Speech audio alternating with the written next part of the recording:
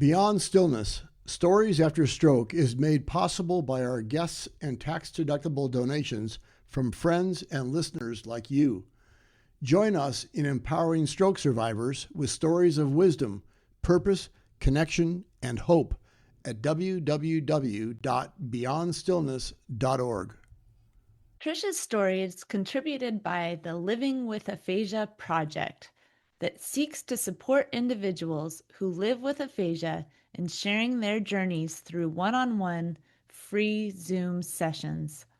The hope is that participants will leave with a written version of their story that they are proud to share with their communities. To learn more about the Living with Aphasia project, go to writingwithaphasia.org or contact Elizabeth at ejlin2003@gmail.com. Welcome to Beyond Stillness, Stories After Stroke. I'm Molly Bucola. Today we meet Trish Hambridge, who discovered that recovery isn't just about rebuilding what was lost, it's about creating something entirely new. Through her journey with aphasia, Trish has become a powerful advocate, founding National Aphasia Synergy, a peer-led organization that proves together we are greater than a sum of our parts. Let's begin with a moment of pause to honor the way that wisdom has emerged through recovery.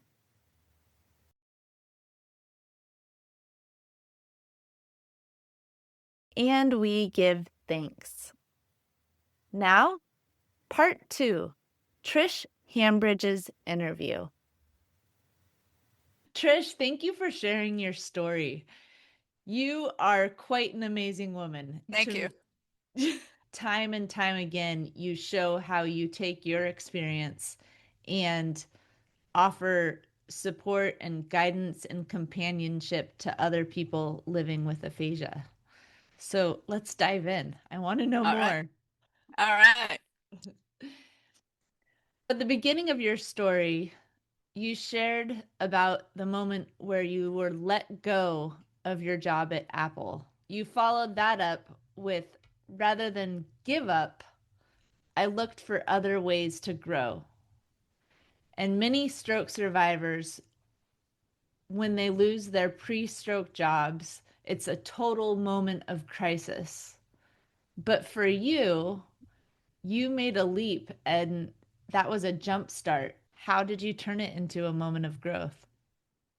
Is the part of my philosophy and positive plasticity Neuroplasticity? and the growth mindset. The Japanese philosophy is accept and move on. So move on. In that moment, right after your stroke, how did you accept? So my friend Karen is the speech therapist, right? And I talked, and the friends and family, okay, listen, dude, is no joke. So patient. Karen, you said in your story you knew her from college. She was a speech pathologist. And I wish everyone had a friend like Karen that understands what people are going through when they're first experiencing aphasia.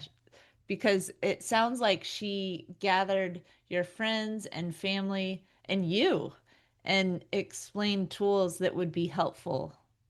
Yeah, is the the hospital is like the whole gang is the sitting in the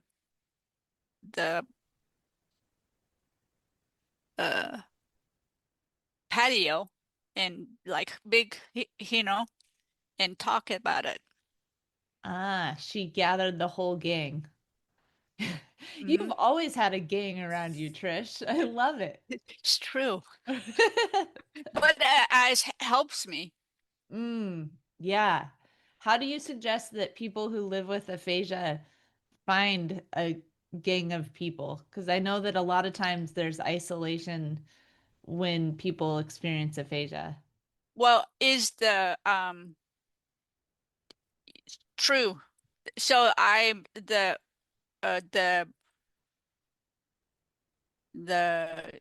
synergy uh, video explained people with aphasia and the feelings frustrated, whatever. Yes, yes, yes. But the back is the people with aphasia is the tips. Ah, yeah. So and like the whole gang is the tips or the resource. So the aphasia and mental health video that National Aphasia Synergy just put out explains good ways to find your gang and to educate your gang around ways that will help everybody communicate together. And early on, you created a video called Tips and Tricks that also could serve as a resource for people who don't have Karen in their lives. Yeah, exactly. Yeah. And the like even is Karen is appreciate, but things I don't know. Yeah, that's what I love about your most recent video on mental health is you bring in doctors and you bring in people who live with aphasia and other supporters. You have a lot of different voices speaking about aphasia and what we can all do together to communicate and create community and build each other up. Yeah, and it is like the negative negativity feelings is the low speaking. Yeah, when we are frustrated or stressed or overwhelmed, it's harder to speak. It's harder to recall our words, is what you've taught me. Yeah, and the noise and the the no, sorry, the tired is also is tanking. Like, So like if we're in a restaurant and there are a lot of other people there talking and the noise level's up, or somewhere like Costco, colors everywhere and people and carts and so much stimulation that it's harder to recall words. like I accept the tanking. So I go to the strategy. Right, I know. That goes back to what you were talking about the Japanese philosophy. Okay, this is where I am. Now what? Now what do I do? And it sounds like you have come up with a variety of tools to address those situations. Also, Trish, I love what you said about positivity because in our conversations, you have time and time again emphasized the importance of positivity and hope. And in your story, you spoke about the organization Voices of Hope, and you said that Mhm. organization changed your life. Can you tell me a little bit about why? Why? So I've the California I like this. I wished I would move, but it's too much money. Yeah. But the Voice of Hope is I go the sessions, the help my friends cheering on, and I like book club and the Max Adventure, the go to like the baseball game or bowling or whatever, and in the lunch, is good fun. Yeah, get Good out. fun. Good fun. Um, yeah, and so I the speak at my journey and the go the s- students SLP um public, the go to the St. Petersburg city employees, Yeah. uh the the police, is so I like it. Yeah. You have the courage and the motivation No, and well, yeah.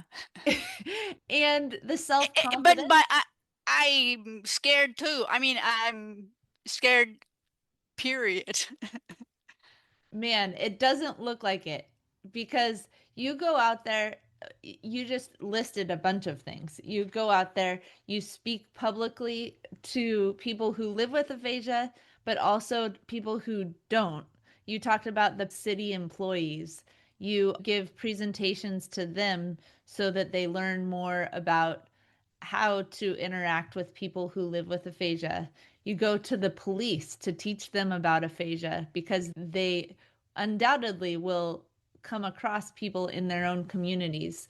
And so, how would you suggest people listening to this who live with aphasia become active in their own communities? Yeah, well, the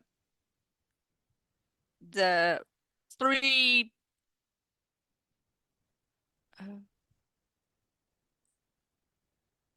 years after my stroke, right? It's like um junior. So I speak at the victory over stroke, the animal uh, uh, uh, conference, the San Jose. Ah, you spoke at a conference in San Jose. Peninsula Stroke Association. You spoke at their conference 3 years after your stroke? Mm-hmm. So is I practice and practice, but I can't say words, Yeah. and I'm scared. Yeah. So the my therapist, the scared. So the tag team. So the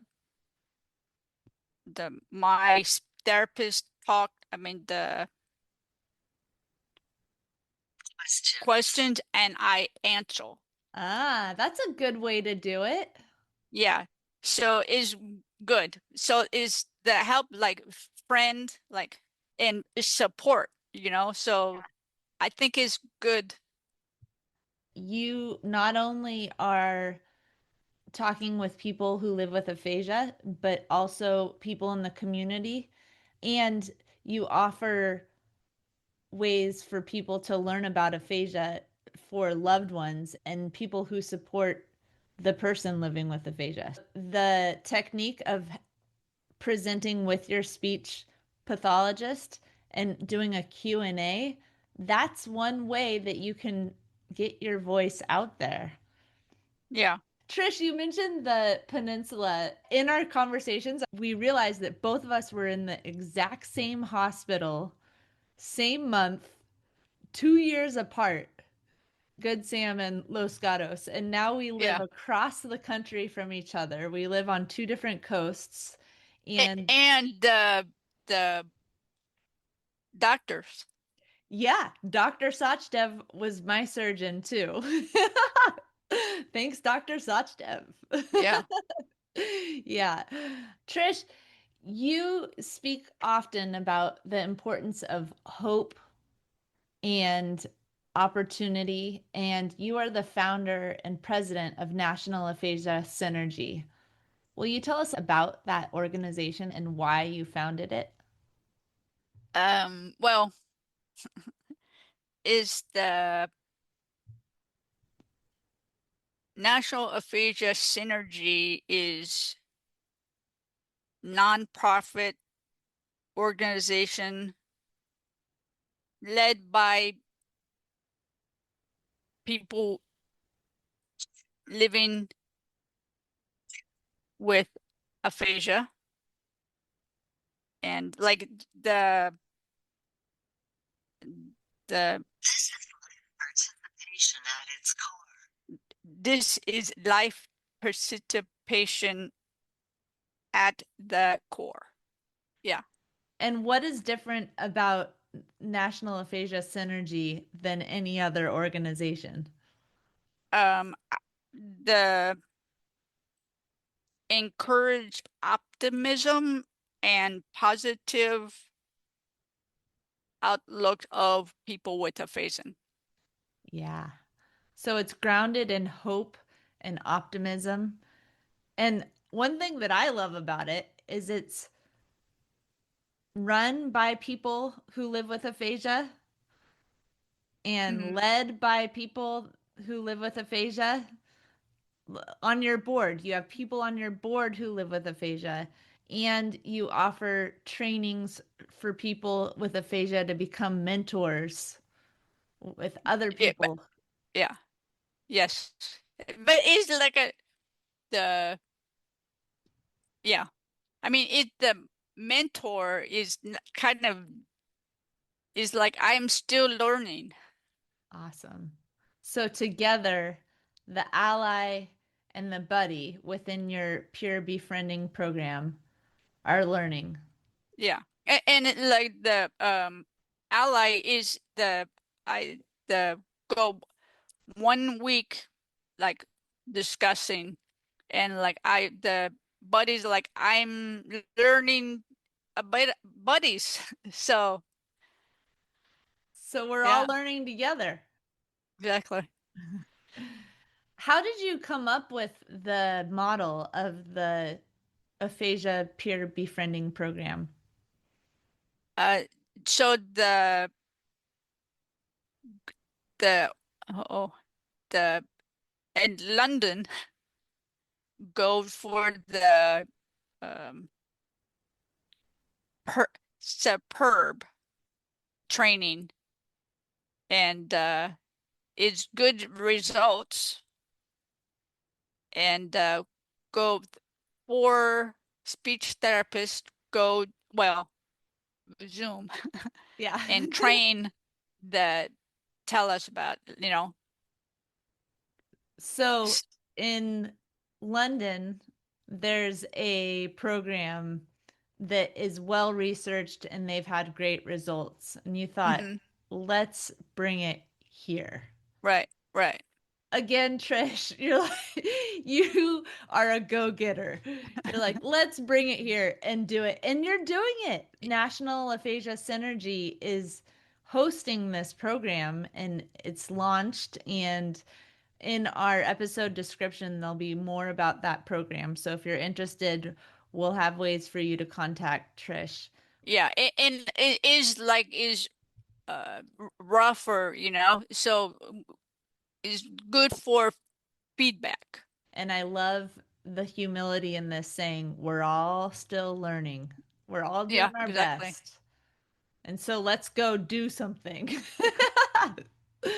In your story, you said that you shuffled between Silicon Valley Michigan, and New York through about 22 speech pathologists. What do you Yes. look for? What do you suggest people look for in a speech pathologist? So I like the two uh speech therapy is good. Um, but I learned the hard word, the life participation approach for aphasia. The brain work is good. Um, the goals, it sharing the agreement for speech therapist and me, like, is key. Like at the beginning, having a conversation about what your goals are and what their goals are. What is life participation? Uh, okay. My, like, way back is like the cards, like uh banana, astronaut, whatever, like, is lame, sorry to say, right? So switch to like uh I have a speech problem called aphasia, like, is more hip. Yeah. So instead of using the classic sets of cards that speech pathologists have been doing forever, let's look for things that we're actually going to need to use on a daily basis and things that will progress our lives for Yeah, a purposeful life. yeah. Like, should the grandkids read the stories, right? Yeah. Is Yeah, so like, is good. Uh-huh. But like the astronaut, I have no idea. Now I can say astronaut, but I am not, Yeah, but but I don't work for NASA. exactly. And as the speech therapist is the for emotional support. Hmm. They're emotionally engaged in you as a person also. Yeah, yeah, like, it's like, hey, you know, the counselor. Counselor asking about you, your emotions, your process. It's important because it's an emotional journey as well. Yeah. And so, like, it is good. Like, I think is the tutu is great. The speech therapist, Yeah. the but is like the not not good, like, is icky or that, whatever. Like, it is not cup of tea. So move on. Like, okay, sorry, I passed, and go another speech therapist. It's okay if you're not jiving with a Yeah. speech therapist to move on to the next one.